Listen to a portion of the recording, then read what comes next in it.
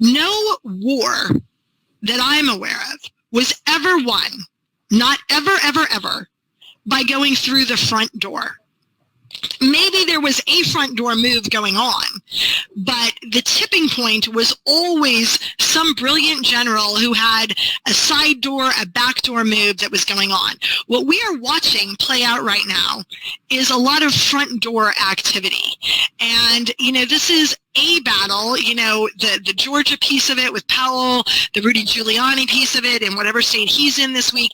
This is a pawn on a very large chessboard, and it is a day in a battle that is a much longer war.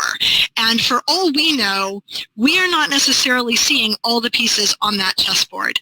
Trump put an executive order in place over 2 years ago that put us into a national state of emergency over election fraud and foreign interference. If you look at the Insurrection Act, which is rarely used in our country, it allows the president to come in and clean house if there is an insurrection. And if you talk about an overthrow of government, which is basically a treasonous activity if it was being helped out by people on the ground in America, through foreign channels trying to swing an election, we have all the moving pieces we need to be invoking things like the Insurrection Act and other military type options that come on the heels of that. So we're constantly looking at what Rudy and Sidney Powell are doing in court and taking a win on it, taking a loss on it, and that's all well and good. But don't have blinders on. Don't ignore your peripheral vision. Don't fail to realize that there are other things going on right now that you may not be aware of and you're never going to hear about on mainstream news that have been put in place long before the filing in Georgia a week ago, and possibly as far back as 2018.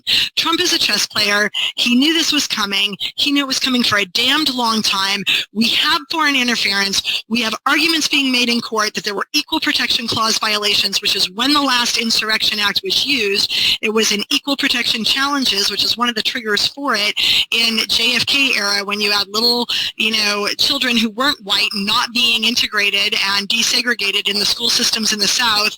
You have unprecedented amounts of air traffic in and out of Gitmo. You had a renovation of Gitmo. You have all sorts of people that I know in various government agencies saying, stay the damned course. There are going to be thousands, not just hundreds of arrests, but thousands of arrests. The day is yet young. This isn't done, and there is more than one damned way to skin a cat. We all need to just breathe and recognize that the single best thing that we can do right now is keep our emotions in check and recognize that that was a pawn on the chessboard. The game's not over. I don't even think it's begun. So stay the course, keep your emotions high, donate if you haven't donated, because this is a battle and it does take, money and resources, and go wave your flag. We need to show up for the person who has had our back. We need to show up to fight tyranny down. This is a war, not just in the confines of the election.